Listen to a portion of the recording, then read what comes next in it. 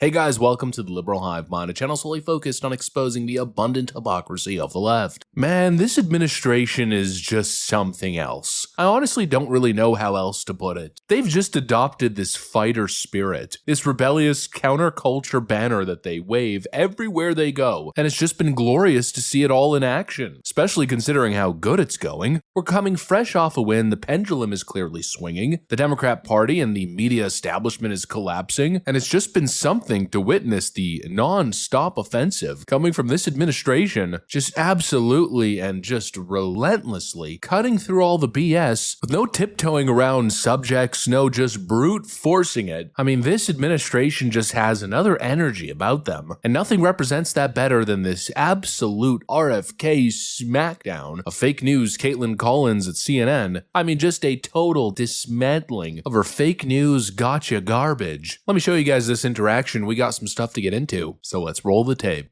Alright folks, so take a look at this attempted gotcha from CNN's Kaitlan Collins. You said that people should not take your medical advice. Yeah, that's your position? Yeah, absolutely. People should not be taking medical advice.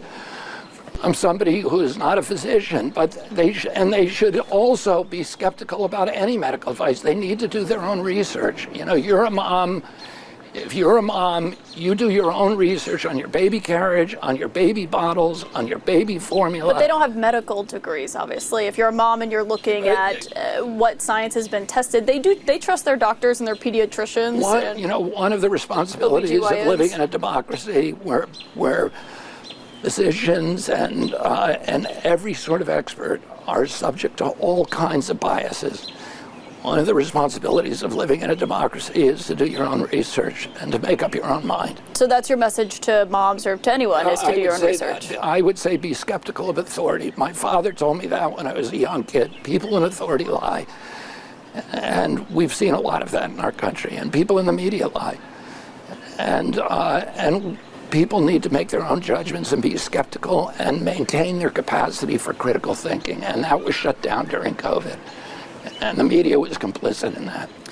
Disagree on that last part. It's so obvious the game that she's playing. This dismissive, doubtful, suspicious attitude towards RFK, this not so subtle baseline assumption that he's talking out of line or has no place in the position that he is. But my favorite part was towards the end there, where RFK Jr. was making the point that people in authority lie, people in the media lie, and so people have to make their own judgments, be skeptical, use critical thought to make their own decisions. And he says that was shut down during the pandemic and the media was complicit in that. And Kaitlan Collins says, well, I disagree that we were complicit. And right there is where the clip becomes parody. I mean, this is coming from the same network that gave us Brian Stelter. That phrase, do your own research, it's popping up a lot in conversations. But this go it alone approach, doing your own research, it seems so innocent, but it can have serious consequences. The same CNN, the same media that demonized dissent, the same people who engaged in narrative manipulation and control and who platformed censorship, the same media taking the big tech, big pharma bucks, and actually big government bucks too, as we're learning now, and then weaponized their networks and platforms against people who thought differently. Yeah, I guess you just can't see it, Kaitlan. And what's crazy is that she denies being complicit in shutting down skeptical voices as she's literally there engaging with RFK Jr. in a way to make him seem as if he's just some kook who's off his rocker, who shouldn't be in the position that he's in and shouldn't be giving advice to anyone. Now she'll just say, well, I'm just asking questions, but she's asking them in a way that clearly indicates bias and that clearly is meant to cast doubt against RFK Jr.'s name to the audience. I mean, it's right there, RFK Jr.'s point for everybody to see. This is what these people do. They shut down ideas. And for her to act as if the media is not complicit, as Jake Tapper is now doing an apology tour on the issue of the media's track record when it came to covering the Biden administration, again, it's a slap in the face. I mean, where was the skepticism when it mattered? When Biden couldn't finish his sentences during debates, nobody seemed curious, nobody seemed skeptical. But if you're on the other side of their narrative, right? If you're speaking against their interest, just engaging in free thought and open debate, but it doesn't comport with their precious narrative, well then what happens? You become the enemy, right? The ideological warfare begins. Seek and destroy. They'll destroy you like they tried destroying Donald Trump. They'll destroy you like they tried destroying Alex Jones, or recently Elon Musk, and even RFK Jr. or Tulsi Gabbard. Anybody who doesn't walk the Democrat ideological tightrope is thrown into the ocean for the sharks to feast. RFK Jr. is shining the spotlight on a very important concept: how the media has become essentially a cartel of consensus. They're basically a bunch of enforcers whose only job seems to be protecting the narrative and smothering inconvenient truths. I mean, these people talk about the Constitution all the time, right? But what about when it comes to actually protecting free speech or even engaging or respecting it? Oh, that's when they get a little shaky on their values, huh? They love a good old constitutional crisis psyop, but platforming dissenting views, engaging in open dialogue, and real free speech? Oh, never. Now, we know their preferred tactic in those times: just simply slap the label misinformation and then call for the deplatforming of those people. Free speech doesn't mean anything if the conversation is dictated by media moderators who get to decide what's real and what's not, what's dangerous or what's responsible dialogue, or when they get to choose who to label an expert and who to label a conspiracy theorist, right? I don't know, it just feels like this administration is fighting for something truly righteous, and there's just something rotten about how the other side and the mainstream media apparatus operates. And you know what really puts it into perspective? How hard they work to attack and discredit somebody like RFK Jr., who clearly is trying to do something good. I mean, the focus is about taking poison out of the food supply, protecting kids, prioritizing health. Think about how extraordinary this moment is,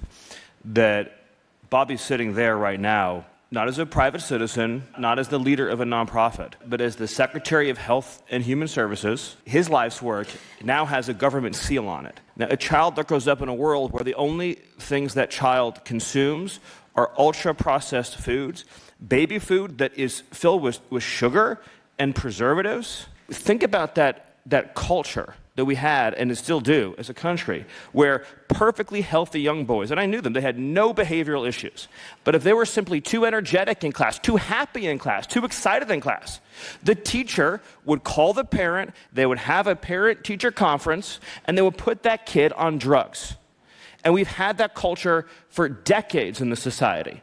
And then we're surprised we have all this chronic illness, that we're surprised that we have all these chronic health problems as a country. What Secretary Kennedy has done under the direction and leadership of President Trump is, for the first time in American history, the full power and authority of the federal government is being used to identify and solve the chronic disease epidemic and not to cover it up. That's the focus of the work. That's what RFK Jr. is trying to work on and do. And it's not just him who's doing it. It's a whole team. There's all kinds of opinions and doctors and policy professionals in the room working on this stuff and trying to do good. But the mainstream media is not interested in any of that. They're not interested in any of the ideas or the dialogue. No, they just want to keep casting doubt on RFK Jr. and keep demonizing him as some wacky conspiracy theorist who's now in charge of the nation's health, and he believes all these crazy stuff, and he's not even a physician, and even tells you not to follow his word. You know, it's, again, all narrative play. How about listen to the man speak? How about engage in the ideas? Yeah, as if that's ever going to genuinely happen on CNN of all places. We all know what's really going on here. Their big pharma donors just want them attacking the target, and RFK Jr. is obviously that target. Anyways, that's pretty much what I got for you guys on this one. Hopefully you enjoyed the video. If you did, make sure to leave a like and possibly subscribe. Thanks for watching, and I'll see you on the next one.